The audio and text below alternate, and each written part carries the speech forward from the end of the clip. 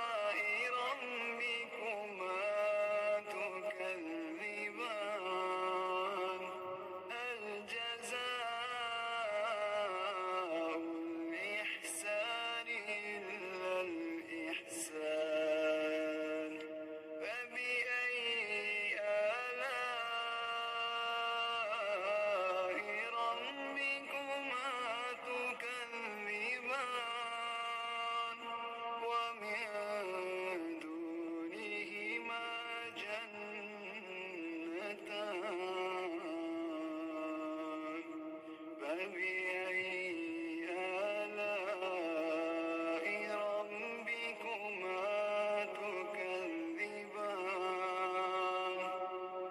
مدهامتان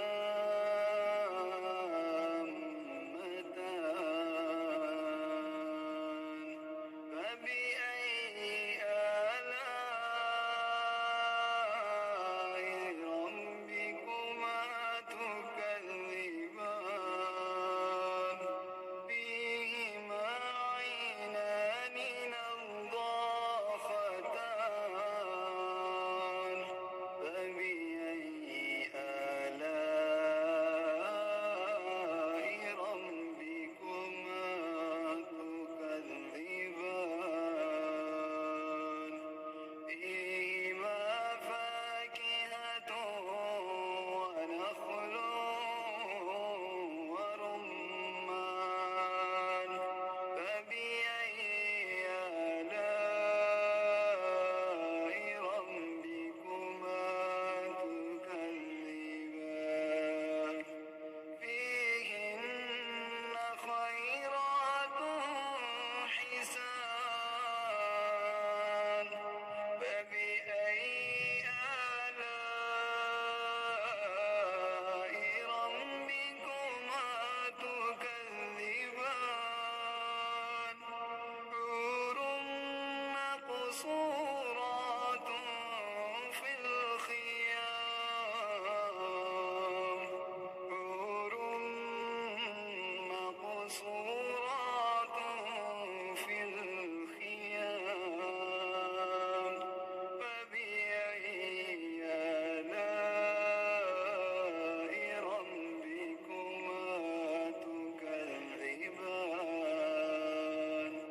لم يطمثهن إنس قبلهم ولا جان فبأي آلاء ربكما تكذبان متكئين على رفرف خضر وعبقري حسان فبأي آلاء ربكما تكذبان تبارك اسم ربك ذي الجلال والإكرام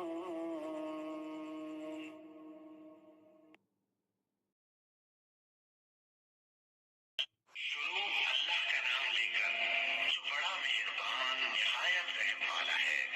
वो जो निहायत मेहरबान है, उसी ने कुरान की तालीम फरमाई, उसी ने इंसान को पैदा किया, उसी ने उसको बोलना सिखाया। सूरज और चांद एक हिसाब मुकर्रर से चल रहे हैं और बूटियां और दरख्त सजदा कर रहे हैं और उसी ने आसमान को बुलंद किया और मीज़ान अदल कायम कर दी कि उस मीज़ान में हद से तजावुज न करो और इंसाफ के साथ ठीक तोलो और तोल कम मत करो। और उसी ने खलकत के लिए जमीन बिछाई, उसमें मेवे और खजूर के दरख्त हैं जिनकी खुशबू पर खिलाफ होती है और अनाज जिसके साथ खुश होता है और खुशबूदार फूल। तो ऐ गिरोहे जिन्नो इंस, तुम अपने परवरदिगार की कौन कौन सी नेमत को झुटलाओगे? उसी ने इंसान को ठीकरे की तरह खनखनाती मिट्टी से बनाया और जिन्नात को आग के शोले से पैदा किया। तो तुम अपने परवरदिगार की कौन कौन सी नेमत को झुटलाओगे? वही दोनों मशरिकों और दोनों मगरिबों का मालिक है। तो तुम अपने परवरदिगार की कौन कौन सी नेमत को झुटलाओगे? उसी ने दो दरिया रवा किए जो आपस में मिलते हैं, मगर दोनों में एक आड़ है कि उससे तजावुज नहीं कर सकते। तो तुम अपने परवरदिगार की कौन कौन सी नेमत को झुटलाओगे? उन दोनों दरियाओं से मोती और मूंगे निकलते हैं। तो तुम अपने परवरदिगार की कौन कौन सी नेमत को झुटलाओगे? और जहाज भी उसी के हैं जो समंदर में पहाड़ों की तरह ऊंचे खड़े होते हैं। तो तुम अपने परवरदिगार की कौन कौन सी नेमत को झुटलाओगे? जो मखलूक जमीन पर है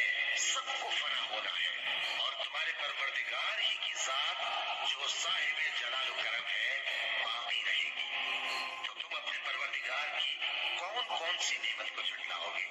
آسمان اور زمین میں جتنے لوگ ہیں سب اسی سے مانگتے ہیں، وہ ہر روز کسی نہ کسی کام میں ہوتا ہے، تو تم اپنے پروردگار کی کون کون سی نعمت کو جھٹلاؤ گے؟ اے دونوں جماعتوں، ہم قریب تمہاری طرف متوجہ ہوتے ہیں، تو تم اپنے پروردگار کی کون کون سی نعمت کو جھٹلاؤ گے؟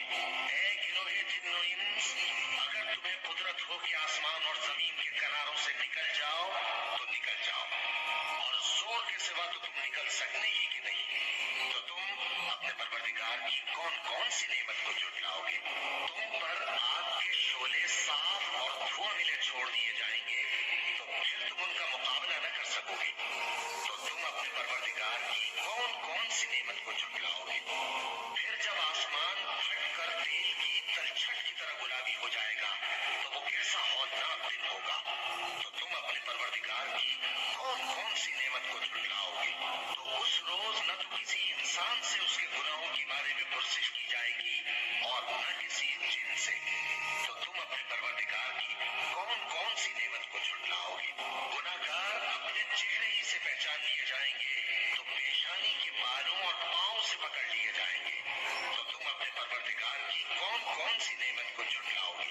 یہی وہ جہنم ہے جسے گناہگار لوگ جھٹلاتے تھے، وہ دوزخ اور کھولتے ہوئے گرم پانی کے درمیان گھومتے پھریں گے، تو تم اپنے پروردگار کی کون کون سی نعمت کو جھٹلاؤ گے؟ اور جو شخص اپنے پروردگار کے سامنے کھڑے ہونے سے ڈرا، اس کے لیے دو باغ ہیں، تو تم اپنے پروردگار کی کون کون سی نعمت کو جھٹلاؤ گے؟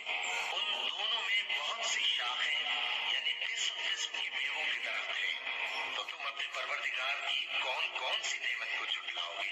ان میں دو چشمے بہ رہے ہیں، تو تم اپنے پروردگار کی کون کون سی نعمت کو جھٹلاؤ گے؟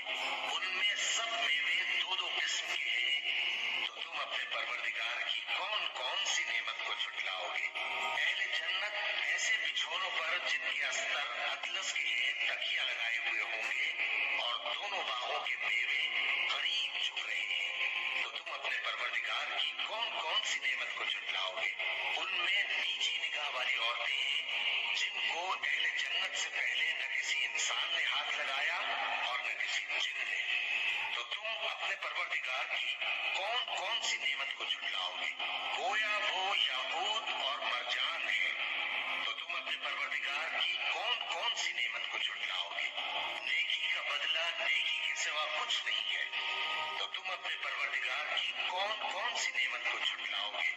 اور ان باغوں کے علاوہ دو باغ اور ہیں، تو تم اپنے پروردگار کی کون کون سی نعمت کو جھٹلاؤ گے؟ دونوں خوب گہرے سبز، تو تم اپنے پروردگار کی کون کون سی نعمت کو جھٹلاؤ گے؟ ان میں دو چشمے ابل رہے ہیں، تو تم اپنے پروردگار کی کون کون سی نعمت کو جھٹلاؤ گے؟ ان میں میوے اور کھجوریں اور انار ہیں، تو تم اپنے پروردگار کی کون کون سی نعمت کو جھٹلاؤ گے؟ ان میں نیک سیرت خوبصورت عورتیں ہیں، تو تم اپنے پروردگار کی کون کون سی نعمت کو جھٹلاؤ گے؟ وہ حوریں ہیں جو خیموں میں محفوظ ہیں، تو تم اپنے پروردگار کی کون کون سی نعمت کو جھٹلاؤ گے؟ ان کو اہل جنت سے پہلے نہ کسی انسان نے ہاتھ لگایا اور نہ کسی جن نے، تو تم اپنے پروردگار کی کون کون سی نعمت کو جھٹلاؤ گے؟ سبز قالینوں اور نفیس مسندوں پر تکیے لگائے بیٹھے ہوں گے، تو تم اپنے پروردگار کی کون کون سی نعمت کو جھٹلاؤ گے؟ اے نبی صلی اللہ علیہ وآلہ وسلم، تمہارا پروردگار جو صاحب جلال و کرم ہے، اس کا نام بڑا بابرکت ہے۔